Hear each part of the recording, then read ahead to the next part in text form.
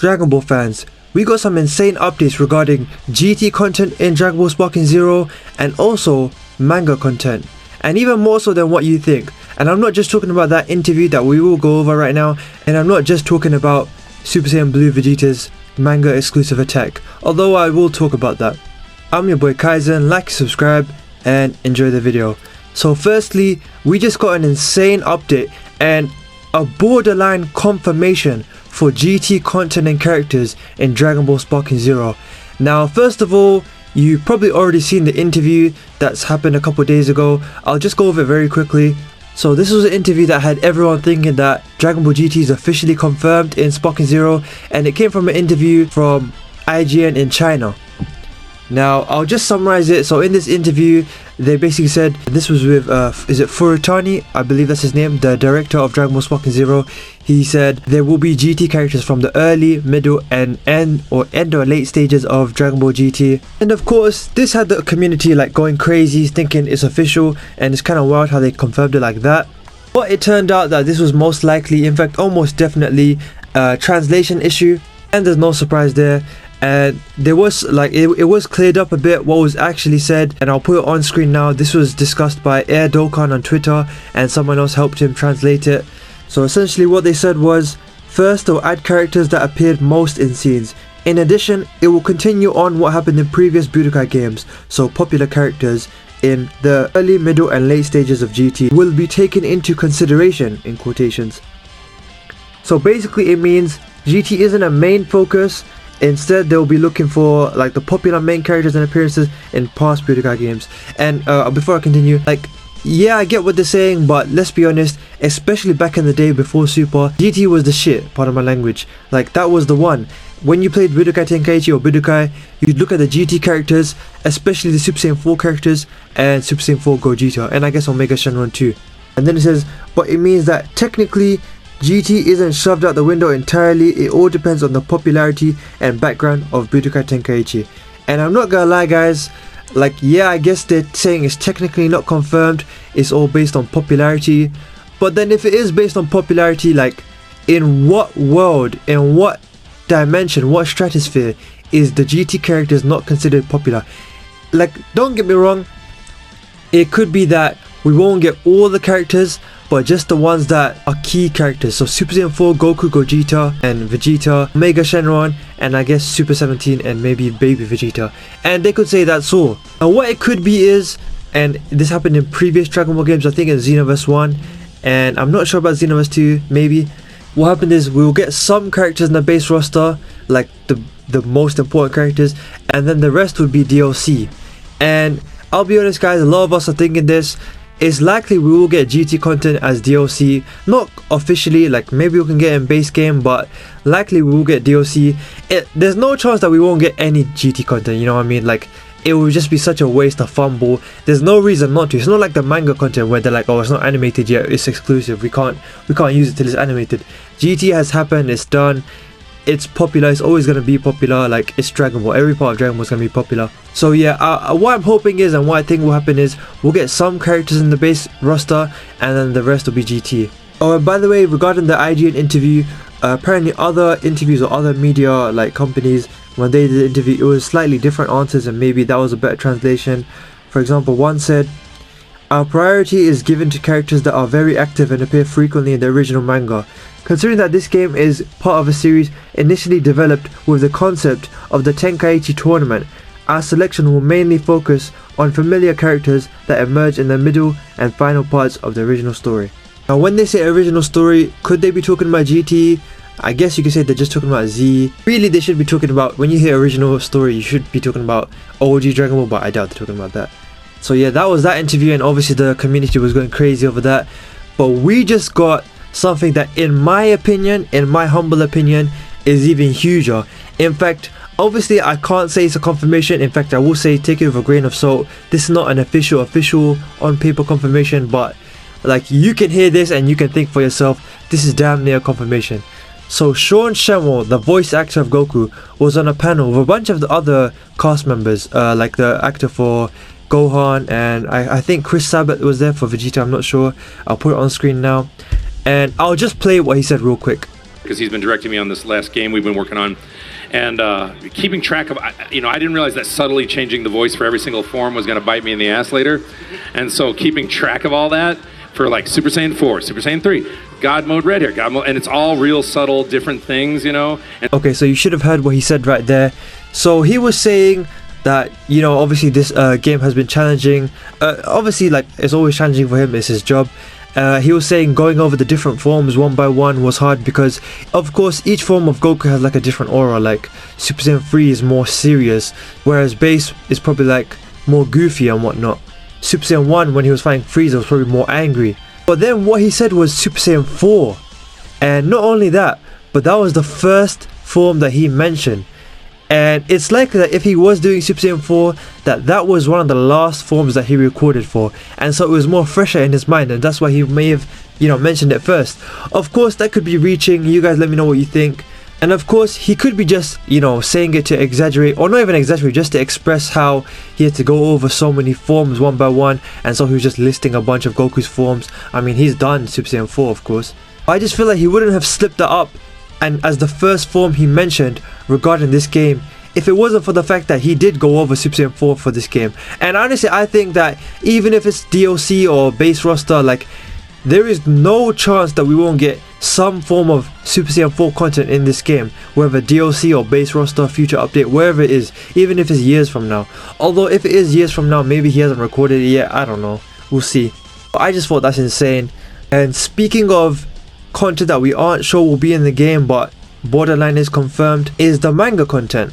Now, what do I mean by that? So of course you've likely all already seen the whole Super Saiyan Blue Vegeta doing his manga exclusive attack, and I'll put it on screen now, and I'll probably have the gameplay on screen as well. This was the Japanese exclusive gameplay, some kind of showcase they did. I believe it was from the Japanese gameplay anyway. It might have been Afro Senju, I can't remember. Or then again, Afro Senju might have shown off the Super Saiyan Blue evolved form, which, by the way, I just want to mention, I think it's kind of cool that they've made it more of like a power-up in-game rather than a transformation, and made it a parallel to Super Saiyan Blue Goku Kaioken. I just found that really cool because there are parallels in the anime when they were fighting Jiren. You know, when Goku went Kaioken Blue and Vegeta got pissed and wanted to match him, that's where he came with evolved. Personally, to this day, I wish they called it Royal Blue, but it is what it is. So yeah, this was Vegeta's attack. The manga exclusive attack is called Gamma Burst Flash, and I believe he used it against Goku Black, although I could be wrong. It might have been a Tournament of Power. Hopefully I'll put that on screen now, or maybe you guys just know. Yeah, this was a really cool attack, and it makes me wonder what other manga content will we see in the game. Of course, I believe it's worth mentioning that Goku Black may have had like a manga exclusive attack. I believe it was like a similar thing to Goku's God Bind or whatever, where he like holds you in place. I'm not sure if that was confirmed or not, or if it was just speculation people were mentioning. We could see that if it's not already confirmed. And what does this mean for manga characters? Because I saw a bunch of people on Twitter saying they can't add manga characters because they will get sued by like the other side of Dragon Ball. I thought that was like BS, and I saw a lot of people debunk that. Like, they obviously, if they wanted to, they could. It's just the fact that they feel like they shouldn't, or they have to wait for it to be animated. Because if that was the case, why wouldn't we have had manga characters in Dokkan? Come on, well, maybe we do have in Dokkan. I haven't been playing Dokkan much, but I mean, it would definitely be more prevalent. And in other games too, like Xenoverse has so much, and manga content would sell like hotcakes, obviously. So if they could, they probably would by now, unless they were saving it, which is possible. But the thing is, while having a manga exclusive attack is crazy and also like adds some uniqueness to the game and makes it feel special, it is not the same as adding a character. Now, saying that, do I think we'll get manga characters? I believe it is inevitable. I just don't think it'll be base roster. In fact, I am 100% sure it won't be the base roster. Like, that would just be insane. It definitely will be in the game because I believe this game will get updates for years and years to come. Do I think it will get updates and DLC as long as Xenoverse did? It's definitely possible, especially with the amount of effort in this game and how successful I believe and everyone believes it's going to be and what they're investing into it. The only thing is, Xenoverse wasn't meant to last this long. I believe it was confirmed that it was going to end like in 2020 or 2019, one of those two.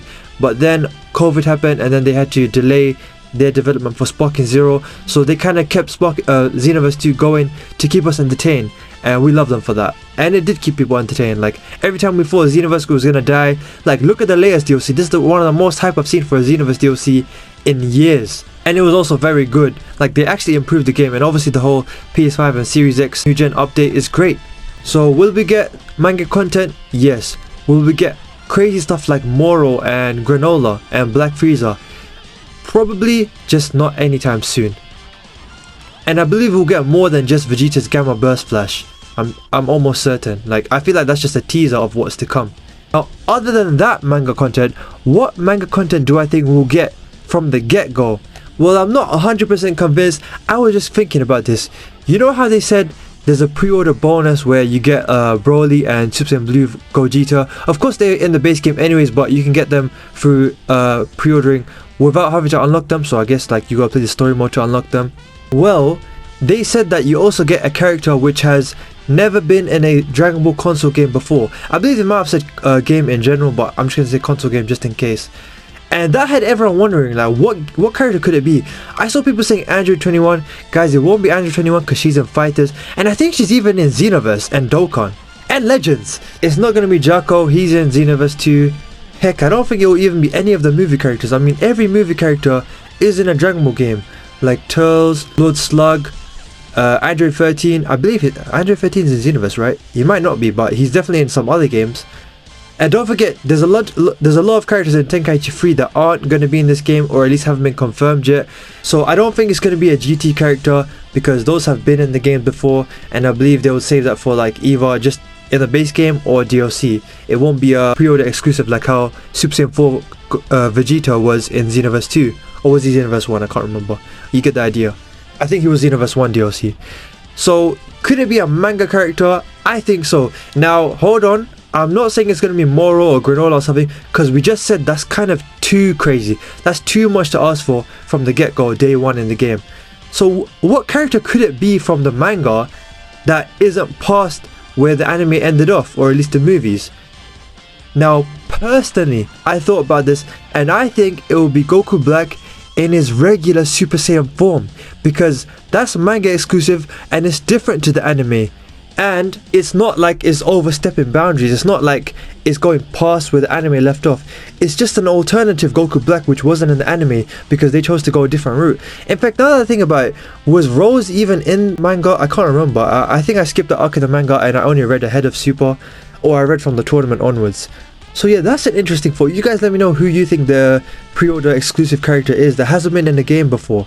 Like that's just such a mystery, guys. Like, every character that I can think of other than what I just named has been in the game. So if you just take out the manga, like Hachiek's been in Raging Blast, Janemba's been in basically every game. And by the way, speaking of movie characters, like we still haven't got confirmation of movie characters. I know we've got speculation, but no confirmation. But yeah, you guys let me know if we'll get any manga characters, or well, I guess it's going to be in the DLC, of course. But you guys let me know if we're going to get GT. If you think we're going to get GT in the base game, like and subscribe. By the way, guys, I'm trying to hit 1,000 subs this year and 750 sometime this summer. So please help me. Like, if you were to subscribe right now, you'd be an OG in my YouTube journey. I only get like 8 subs per video. So if you watching this video right now were to subscribe, if all of you subscribed, it would just make my day. And it will help me grow my channel exponentially. So yeah, do like and subscribe. Let me know what you think down below. And I've been your boy Kaizen. I'll see you in the next one. Peace.